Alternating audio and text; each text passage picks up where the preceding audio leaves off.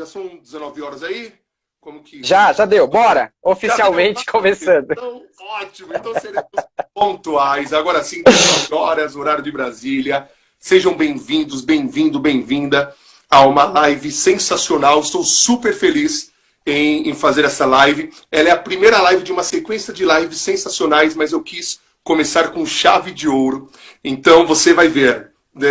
Eu apresentando, eu falando sobre ele com a admiração que eu tenho, é muito fácil, mas no final dessa live você vai terminar esse período falando: uau, o Léo está certo. Então, muito obrigado, sejam todos bem-vindos. Eu sei que você já falou um pouquinho, já se apresentou um pouco antes, mas é muito legal para quem chegou agora. Eu já lhe conheço há alguns anos, já lhe admiro.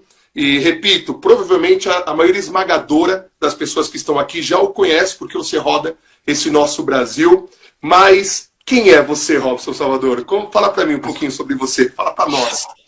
Muito bom. Boa noite a todas e a todos. Primeiramente, obrigado pelo convite. É uma grande honra fazer esse momento com você. Eu sou o Robson Salvador, eu sou coordenador pedagógico de metodologias de ensino, é a OPE Educação, da empresa que eu faço parte, que também é parceira aí do Léo Barros, e trabalho com esse país inteiro aí com formação de professores. Então, meu case mesmo é ajudar o professor a superar diversos desafios com esse nosso novo público, com esses alunos que nós temos agora, que são completamente diferentes da história toda aí que a gente tem. Lógico, cada geração tem um choque de geração muito complexo uma com a outra, mas esse momento que nós estamos vivendo agora com as tecnologias, a linguagem mudou muito, né? Então, um grande desafio para o professor, antes das tecnologias também, é a linguagem de engajamento, como engajar, como falar a língua desses alunos, né? E eu acho que uma coisa muito importante de ponderar aí, que a gente tem muito preconceito, mas eu não digo do conteúdo dos youtubers, mas a linguagem. Eu acho que a linguagem deles é ótima, né? É muito feliz a abordagem com que eles fazem e o quanto eles engajam, né? Se nós, com o que nós temos de informação, conseguíssemos o mesmo engajamento que eles, os youtubers famosinhos aí, têm, a educação provavelmente, sei lá, superaria muitos dos desafios, assim como este aqui. Muito bem. Robson, eu quero começar falando um pouco do que eu estou vendo do Brasil e eu quero, por favor, que você complemente o que eu vou falar, tá? Claro. No nosso briefing, no que nós conversávamos antes dessa live, nós falávamos que, legal, nós vamos falar de assuntos sérios, assuntos que precisam ser tratados de uma forma carinhosa, puxando a orelha, mas trazendo as soluções. Não fazendo igual nossas mães que puxavam a orelha e iam embora. Não, a ideia é essa. Então, vendo a quantidade de pessoas que entra, é muito interessante que vocês observem isso. Eu estou fascinado, na verdade, com a grande maioria dos profissionais da educação, quanto a grande maioria da população. O quanto que as pessoas elas começaram a perceber, a se reinventar. Então, nós saímos de uma época de olhar para fora, para olhar para dentro. Então, está sendo maravilhoso. Em contrapartida, dentro da nossa área da educação, eu vejo alguns profissionais com uma fala que me deixa muito triste, na verdade. Qual é a fala? Já que a nossa conversa sobre tecnologia. Qual é a fala de alguns profissionais? Eu não vou trabalhar com tecnologia. Eu não sou uma pessoa que utiliza tecnologia, mas muitas dessas pessoas me falaram isso via WhatsApp, via Facebook, via Instagram. E provavelmente essas pessoas, elas olham receita no YouTube, essas pessoas elas pedem comida por aplicativo e talvez até tenham um crush no Tinder ou no Par Perfeito. Então elas ainda falam que não utilizam a tecnologia.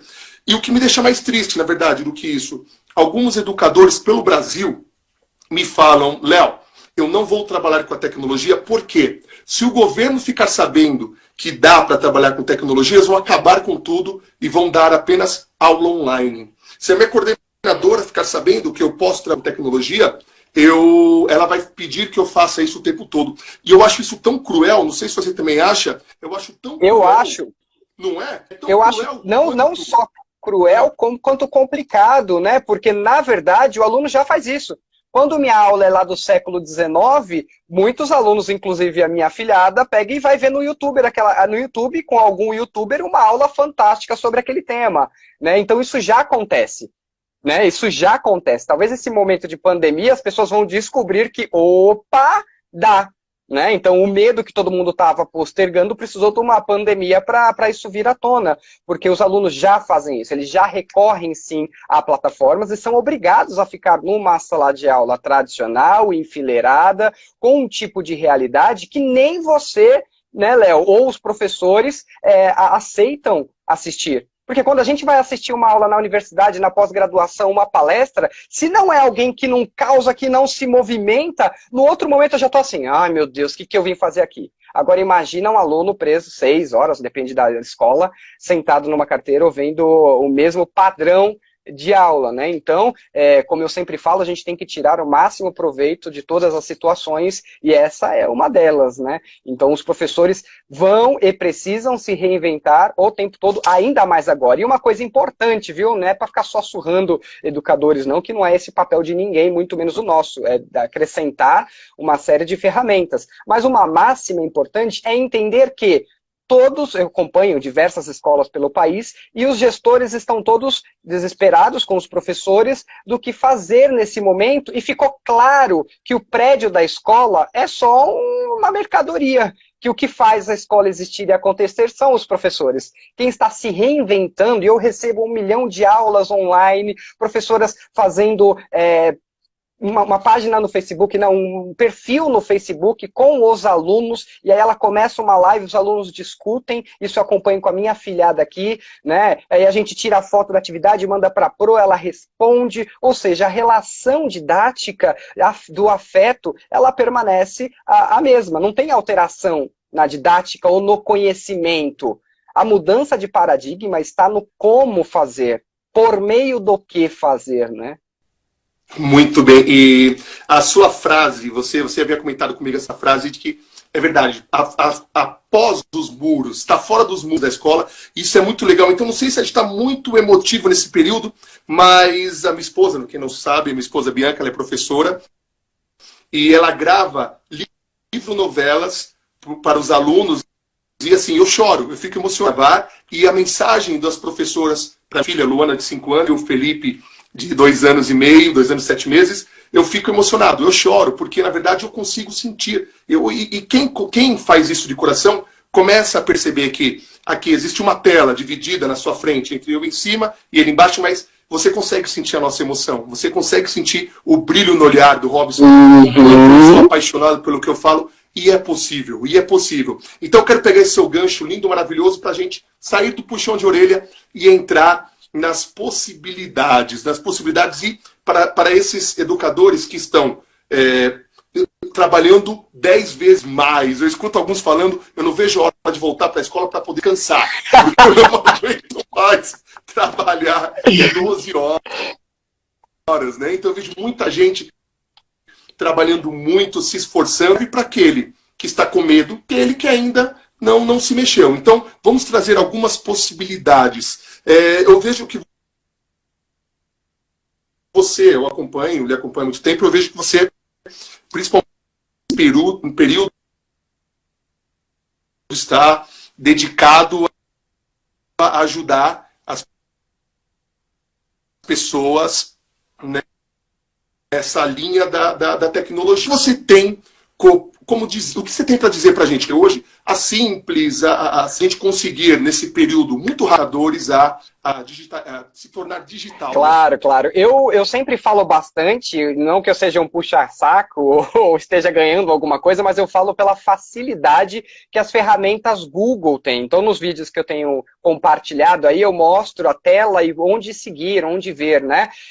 Uma ferramenta muito interessante para videoconferência é o Hangouts. Tem uma ferramenta, se você entrar lá no Google, na sua conta Google, que você acessa Gmail, se você não tiver, se não cria, é muito fácil. Você consegue acessar uma ferramenta chamada Hangouts. A hora que abriu a ferramenta Hangouts, já tem lá videoconferência. Você consegue fazer uma reunião com até 10 pessoas de forma gratuita por essa ferramenta Hangouts. Isso é para videoconferência. Você também consegue fazer isso pelo Skype, que é tradicional. O Skype tem muito tempo, a gente já conhece de longa data, e ele permite um número muito maior de pessoas. Só que ele é um pouco mais complexo, porque ele é um programa, ele não é uma aplicação. O Hangouts da Google fica na própria Internet Explorer. Então você abre na sua janela. Ele é uma aplicação, ele não é um programa. O Skype ele é um programa que precisa ser instalado. Ele até tem algumas qualidades superiores, mas ele é mais complexo de mexer. Então eu recomendo para público leigo, ou que está começando, ou que não tem essa prática, mexer mesmo no Hangout. No Hangouts, ele é bem interessante. Outra coisa, que se de repente você quiser fazer uma videoaula, que é aquilo que parecido com o que a gente está fazendo agora, esse canal aqui que nós estamos fazendo agora é um excelente canal para fazer videoaula. Você tem um perfil restrito, que você não publica coisa para todos, hora que você inicia a sua live, só a sua rede acompanha. Então você pode criar um Instagram para a sua rede. E a professora da minha afilhada fez isso. Tem um Facebook em que só tem os pais e os alunos, e aí a hora que ela começa a videoaula, o celular de todo mundo alerta e todo mundo para assistir ou para acompanhar aquele diálogo. Né? Se não dá para falar ao vivo, por exemplo, tem várias respostas aqui, olha, várias pessoas comentaram, eu estou baixando a barra e lendo o que as pessoas mandaram. Então as dúvidas dos alunos podem vir aqui, ó, nessa caixa de mensagem, você vai respondendo pontualmente ao vivo. Esse é um canal? É. O Facebook tem isso? Tem também, né? Mas eu acho muito legal o YouTube, porque o YouTube você pode fazer uma aula online, né, uma videotransferência, e ele já gera um link. Então, quando você faz isso pelo YouTube, você vai lá em YouTube, iniciar transmissão pela webcam ou pelo celular, e ele fica gravado num link. Então, você compartilha essa aula que você já fez para a sua rede. Quem não conseguiu participar ao vivo consegue acompanhar isso depois. Então, você tem um lapso temporal, porque hoje nós estamos habituados com aula que acontece na hora presencialmente. Mas imagina que você tem tantas aulas para seguir e você tem a possibilidade de flexibilizar seu dia. Em vez de você ir todos os dias para a escola, você escolhe um dia que você vai assistir 2, 3 aulas que você teria em dias distintos. Então isso é muito poderoso. A plataforma EAD já dá esse artifício. O medo das pessoas é que agora vai estar tudo pronto. Não, gente. Precisa de personalização. Por que a AD não ganhou o país inteiro ainda? Porque não tem isso que você tem em sala de aula, não tem isso que nós temos agora, Léo. Tem um tutor que tira dúvida. Isso não é uma aula, isso é um vídeo que está lá rolando em looping. A aula é com interação, independente se é virtual ou se é presencial. A relação que você cria com as pessoas é o que importa, é o que vale numa aula, né? Então essas plataformas, esses aplicativos, programas, eles vieram para isso. Isso eu estou falando só de videoconferência, eu estou falando só de interatividade que as redes nos permitem. Nós podemos também ampliar isso para uma outra ferramenta que o Google tem, que é o Classroom, ou então sala de aula, que tem até uma luzinha verde bonitinha, que você monta uma sala de aula na Google. E as pessoas, lógico, todo mundo tem que ter um usuário para manter sua individualidade, não é um blog.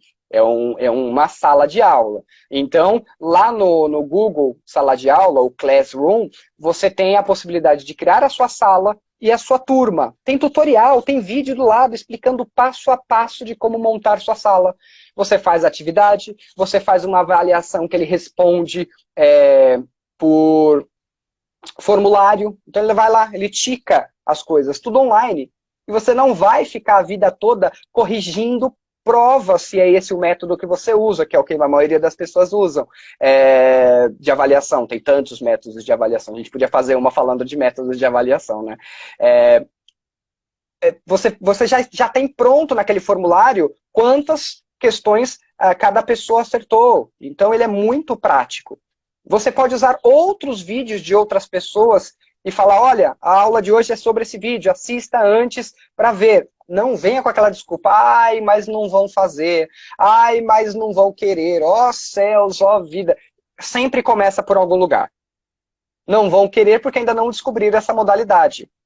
não descobriram que isso é possível. Então, é possível, é interessante fazer. Eu tenho assistido ações incríveis, quem quiser me contatar também, eu falo de milhões de outras possibilidades. E qual é a sua realidade? Lógico, Léo, que nós estamos falando de um Brasil que tem internet. Existe um outro Brasil que não tem a tal tecnologia, e aí os desafios são outros. Nós estamos falando para um determinado público, para uma fatia. A gente não pode ser hipócrita e achar que a realidade do mundo toda é essa. Nós estamos falando desta fatia que vai ou que tem que utilizar recursos diversos, né?